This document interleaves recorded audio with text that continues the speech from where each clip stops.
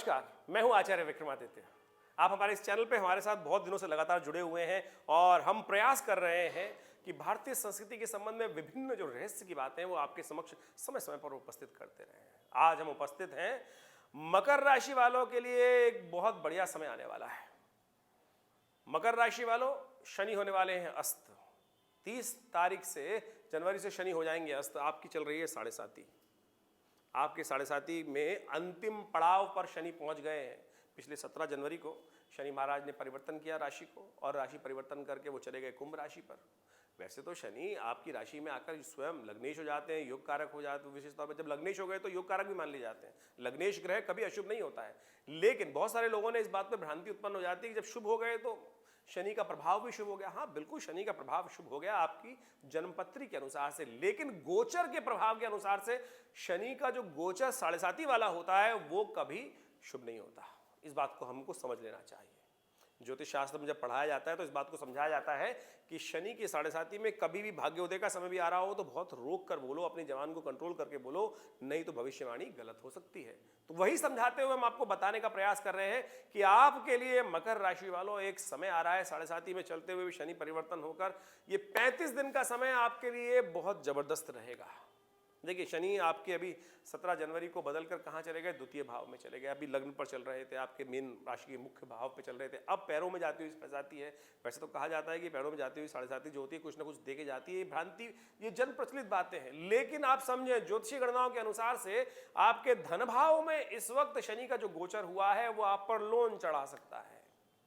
Loan चढ़ा सकता है, आपके कुटुंब में कटकट पटपट यानी कुछ ना कुछ परेशानी देने के योग दे सकता है। पेट संबंधित रोगों के लिए शनि का जो पदार्पण हुआ है जो कुंभ राशि में विशेष तौर पर, वो कष्ट देने के योग दे सकता है। तो इसलिए बहुत सावधानी के साथ खान पान इत्यादि जो भी है अपने आप को कंट्रोल करते हुए रहने का प्रयास कीजिएगा। बहुत ज़्यादा रिस्क लेने वाले काम मत कीजिए, यानी बहुत ज़्यादा जो उल चीज़ खाते हैं उससे कहीं ना कहीं कुछ संबंधित समस्या हो सकती है। पेट संबंधित, हड्डी संबंधित रोग परेशान कर सकते हैं, तो इसलिए सबको सावधान रहने की ज़रूरत है। ये तो ओवरऑल प्रभाव हुआ, लेकिन हम आज उपस्थित हुए हैं आपके समक्ष मकर राशि वालों को ये बताने के लिए कि शनि होने जा रहे हैं अस्त। देखिए, सूत्र समझ लीजिए। हम हर राशि वालों को ये सूत्र समझाने का प्रयास कर रहे हैं क्योंकि आपकी राशि के अनुसार से कौन से योग बन रहे हैं वो आपको समझना चाहिए।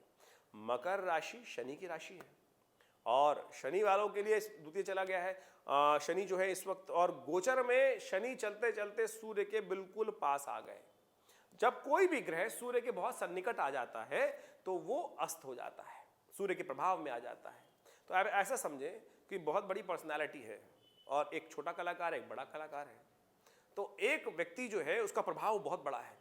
जब वो, वैसे आप सबके सब अपने घर में बहुत बढ़िया तरीके से प्रभाव करते हैं, लेकिन जैसे ही किसी बड़े व्यक्ति के संपर्क में जाते हैं तो उसके ओरा के अंदर जाकर आपका ओरा छोटा हो जाता है, आपका प्रभाव कम हो जाता है, वहां छोटा लगने लगते हैं आपका जो प्रभाव है वो क्षीण हो जाता है। यही प्रभाव है कि सूर्य के पास आने पर जो कोई भी ग्रह क्षीण हो जाता है। आमतौर पर आपने समस्त ग्रह देखे होंगे कि कभी बुध अस्त हो जाता है, कभी शुक्र अस्त हो जाता है, कभी विभिन्न बृहस्पति अस्त हो जाते हैं। तो अभी जो चल रहे हैं सूर्य जो है वो मकर राशि पर चल रहे हैं। 14 तारीख को संक्रमण करते हुए आगे जब बढ़े तो मकर राशि में पदार्पण हुआ उनका, और मकर राशि से आगे बढ़ेंगे तो जिस स्पीड से चलते हैं, सूर्य की गति एक ही रहती है। सूर्य की अपनी गति में कोई परिवर्तन नहीं करते, एक ही गति से वो चलते हैं। रोज एक अंश आगे चलते हैं, ना कभी पीछे हटते हैं, ना कभी रुकते हैं। बाकी ग्रहों का जो प्रभाव है वो अलग अलग प्रकार का गणनाओं के अनुसार से देखा जाता है, लेकिन सूर्य पर क्योंकि आधारित ज्योतिष विज्ञान है और उसके अनुसार से सूर्य की प्रतिबिंब को देखते हुए, समस्त घटनाओं को देखते हुए सब चीज़ लिखी जाती है। लेकिन सूर्य भी कभी कभी प्रभावित हो जाते हैं। किससे हो जाते हैं? नैसर्गिक दृष्टिकोण से राहु ग्रह बहुत ताकतवर होता है, वही सूर्य को ग्रसित करता है। तो इसलिए, लेकिन बाकी ग्रह जो है वो सूर्य से के प्रभाव में आते हैं। तो शनि इस बार सूर्य के प्रभाव में आ गए। वर्ष में एक बार ऐसा योग बनता है। तो जब शनि अस्त हो जाते हैं तो इस बार शनि का जो अस्त होने का समय आया है इस वर्ष में, वो आया है 30 तारीख से लेकर 5 मार्च तक का। 5 मार्च को शाम को 6 बजे के आसपास तक शनि महाराज अस्त रहेंगे। तो मैं कहूँगा आपके लिए बहुत अच्छा समय है। तो आप कुछ रिस्क लेना चाहते हैं, कुछ काम करना चाहते हैं, तो ऐसे समय में बहुत बढ़िया से करने का प्रयास कीजिए। ये समय आपके लिए ऐसा दिखाई देगा कि शनि के 7.5 का प्रभाव खत्म ही हो गया। आपको ऐसा लग सकता है बिल्कुल। तो कोई बड़ा काम करना है, कोई चीज़ करना है तो इस समय को आप यूटिलाइज कर सकते हैं, लेकिन फिर भी हम कहेंगे सावधानी के साथ। अल्टीमेटली ग्रह अस्त हुआ है लेकिन है तो वहीं पर, गायब हो गया है। तो समझ लीजिए दिखाई देना बंद हो गया, लेकिन वो है वहीं पर, तो इसलिए दिखाई नहीं दे रहा है, तो उसका प्रभाव जितना आप यूटिलाइज कर सकते हैं उसको करने का प्रयास कीजिए। कोई बहुत इंपॉर्टेंट काम करना है, कुछ कार्य नया शुरू करना है या कोई चीज़ देखनी है, तो इस समय में आप यूटिलाइज करके उसका लाभ ले सकते हैं। फिर उपाय भी जो कर लीजिए, कुछ उपाय कर लीजिए, क्योंकि ऐसे में जब ग्रह अपने प्रभाव से शून्य है तो उसका विरोध भी उत्पन्न नहीं हो सकता है।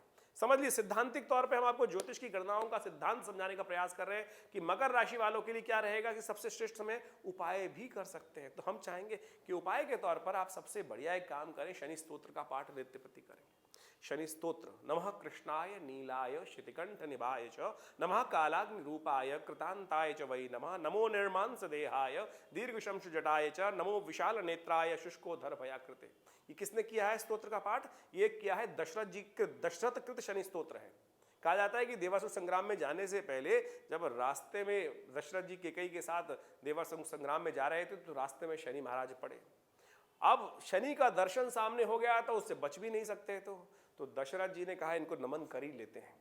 तो दशरथ जी ने नमन करते हुए ये स्तोत्र का पाठ किया। तो शनि महाराज ने स्वयं दशरथ जी को आशीर्वाद दिया कि हे दशरथ महाराज, आपने मेरा इस स्तोत्र से पाठ किया है, जो व्यक्ति भी इस स्तोत्र से पाठ करेगा उसको जीवन में कभी कष्ट नहीं दूंगा। तो हमने ऐसे व्यक्ति देखे कि जिनमें बड़ा भयावह समय था, शनि की दशा, महादशा, कई प्रकार के गोचर इत्यादि में अशुभ प्रभाव चल रहे थे, लेकिन उन्होंने नित्य प्रति इस स्तोत्र का एक बार पाठ, जी हाँ, कोई बहुत बड़ा टाइम नहीं लगेगा, करीब 3 मिनट में 4 मिनट में पाठ हो जाता है। मैं आपको कभी करके, मैंने 4 लाइनें सुनाई, उतने धीरे धीरे करके भी कहूँगा, तब भी 5 मिनट में पाठ कर लेंगे।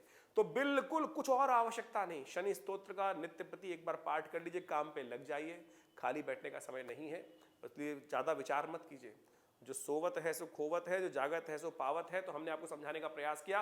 तो मकर राशि वालों इस उपाय को करें और काम पे लग जाएं, अपने समय को यूटिलाइज कीजिए, बहुत बढ़िया। तभी समय से आपके लिए 7.5 का प्रभाव शून्य होकर कुछ ना कुछ बड़ा रास्ता प्राप्त होने वाला। उसके बाद बृहस्पति अस्त हो जाएंगे आपके, क्योंकि शनि जब सूर्य आगे चलेंगे कुंभ से जाकर, जब वो मीन की तरफ जाएंगे तो मार्च में बृहस्पति भी अस्त होने वाले हैं और वो समय आपके लिए बड़ा भयावह होगा। उसके लिए समय आने पर हम आपके लिए वो वीडियो भी उपस्थित करेंगे। लेकिन अभी जो समय है, अभी तो आपको समय का लाभ उठाने का प्रयास करें। लेकिन कई लोग ऐसे होते हैं जो बाद में पछताते हैं, फिर पछताने से क्या फायदा, जब चिड़िया चुग गई खेत। तो इस समय का आप उपयोग करने का प्रयास कीजिए। देखिए, ये चैनल आपका अपना चैनल है और हम आपके साथ लगातार बने रहते हैं।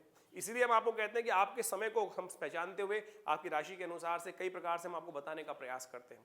समय से उस चीज़ को पहचान कर बुद्धिमान वही है कि जो समय का लाभ उठा लीजिए। आपने देखा होगा कई बार आप चूक चुके हैं, आपके जमीन आसपास रेट भाव बढ़ रहे थे, जमीन के भाव बढ़ रहे थे, आप सोचते रहे विचार करूंगा, अच्छा ले लेंगे, कर देंगे कुछ भी। लेकिन जब समय निकल गया, जब भाव आसमान पे पहुंच गया, फिर बोले हमने तो सोचा था तो सोचने से तो पेट नहीं भर रहा ना भैया। तो इसलिए समय का उपयोग कर लीजिए। हमने आपको समझाने का प्रयास किया, ये समय है रिस्क लेने का, काम करने का।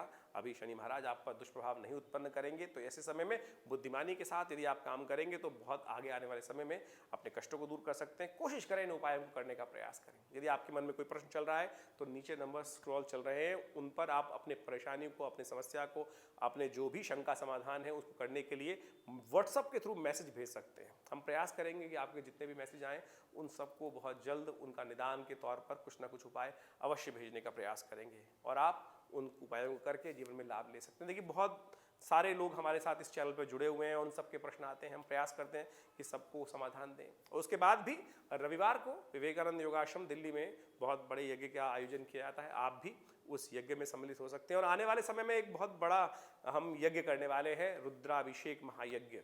शिवरात्रि के अवसर पर 18 फरवरी को पार्थिव शिवलिंग भगवान का निर्माण कर जितने भी लोग आएंगे सब 108 शिवलिंग का निर्माण करेंगे और भगवान शिव का पार्थिव पूजन करेंगे। बड़ी सुंदर शिवरात्रि का महापर्व रहेगा।